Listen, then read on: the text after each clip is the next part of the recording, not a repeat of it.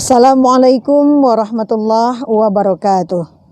Alhamdulillahilladzi anzalal Qur'an hudal linnasi wa bayyinatin minal huda wal furqan.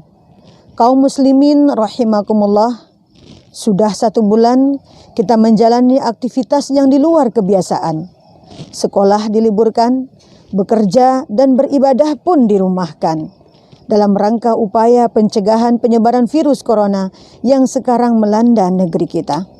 Wajar saja jika ada yang mengaku sudah bosan menjalani hari-harinya di rumah. Tidak hanya menghinggapi anak-anak, melainkan juga orang dewasa. Tidak hanya para siswa, melainkan juga para pendidiknya. Sebahagian ada yang menghabiskan waktunya berkutat dari layar ke layar, dari channel ke channel. Selesai dari layar televisi, pindah ke layar HP, pindah ke layar laptop. Selesai makan, tidur, bangun lagi, bercengkrama, mencari hiburan, begitu seterusnya. Sehingga ada juga yang mengaku tidak tahu lagi apa yang akan dikerjakan. Nah, bagi kita kaum muslimin, tentu kita tidak akan membiarkan kesehatan dan waktu luang yang kita miliki ini berlalu begitu saja tanpa arti dan makna. Ibnu Mas'ud pernah berkata, "Tiada yang aku sesali selain daripada matahari terbenam, ajalku berkurang, sementara ibadahku tidak bertambah." Ini pula lah yang diingatkan oleh Rasulullah SAW dalam sebuah hadis, "Ni'matani maghbudun fihima katsirun minan nas, as-sihhah wal faragh." Ada 2 nikmat yang sering dilalaikan oleh kebanyakan manusia, adalah kesehatan dan waktu luang. Ini adalah nikmat yang tidak terkira kaum muslimin. Nah, dalam masa menjalani masa-masa di rumah ini, ada kegiatan yang sangat bermanfaat bagi kita, yang insya Allah akan mendulang pahala bagi kita. Apakah itu? Yakni berinteraksi dengan Al-Quran, mengenal lebih dekat kitab suci kita. Sudahkah kita benar-benar menghayati dan memahami kandungannya atau belum? Dalam sebuah hadis Rasulullah mengatakan, "Man syaghalahul Qur'an wa dzikri an mas'alati fa'ataituhu afdala ma u'tiyas sa'ilin."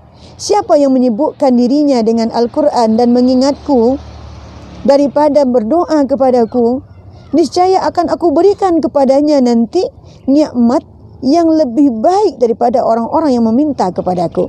Sibuk memperbaiki bacaan Al-Quran yang mungkin selama ini masih terbata-bata. Sibuk membaca Al-Quran sehingga berusaha untuk mengkhatamkannya. Sibuk memahami maknanya dan menggali kandungan Al-Quran, sibuk mengamalkannya. Terutama bagi ayah. Sekarang terbuka kesempatan bagi ayah menjadi imam solat di atas rumah, baik solat fardu maupun sebentar lagi mengimami solat-solat untuk qiyamul Ramadan.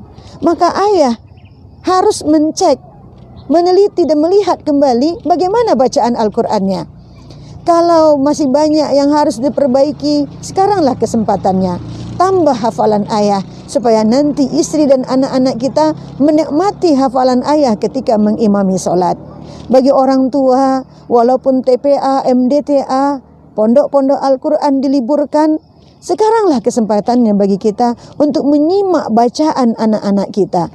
Mungkin selama ini karena kesibukan kita tidak punya waktu dan tidak tahu sejauh mana penguasaan mereka terhadap Al-Quran. Sekaranglah waktunya bagi kita untuk menyimak dan memotivasi mereka untuk menghafal Al-Quran.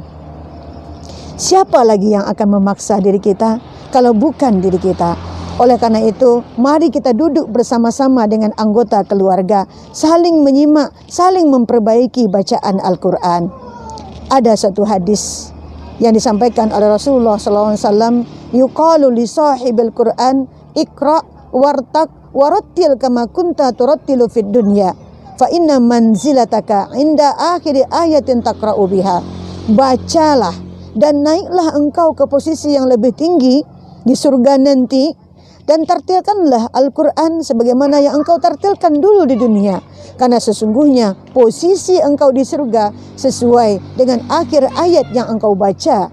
di selama hidup di dunia. Kaum muslimin, seandainya kita tidak dititipkan oleh Allah jabatan, jangan bersedih. Seandainya kita hidup pas-pasan, jangan terlalu kecewa. Karena kita bisa meningkatkan kualitas diri kita, meningkatkan derajat kita di mata Allah Subhanahu wa taala dengan memperbanyak bacaan Al-Qur'an, mentadabburi dan mengamalkannya dalam kehidupan sehari-hari.